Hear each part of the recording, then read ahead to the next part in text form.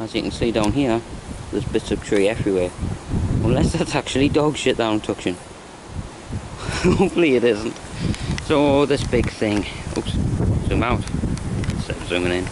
This big thing, not the tree, this fell off way up there.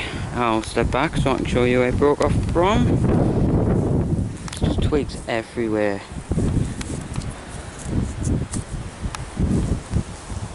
This video will probably come out really crap. I mean, look at the break of that. It's definitely just flexed open. But all that damage, I'm over the way. So, you can see with the sunlight. Disaster there, like. And that's good solid wood. It's had my wedding ring on it. So I'll step back over this way so that you can see where it broke from. There's even a twig there. Possibly from the same tree, because there's nothing else in this area. So we'll zoom in, make sure I'm getting the right part. Doesn't help with the sun being behind me right now. Yeah, there it is. Just that the sun's stopped me from seeing the side screen as well as I could. It's quite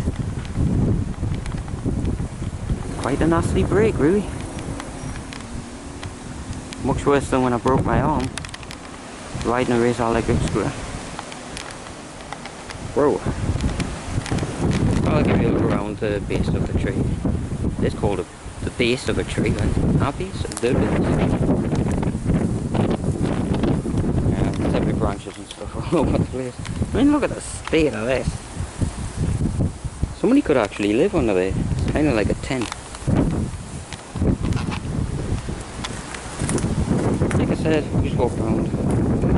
Loads of twigs. Does that mean good luck? Or possibly bad? So that is one tree in South Shields. I don't know what other trees have more damage, but there's bound to be more damage to others. Thanks for watching.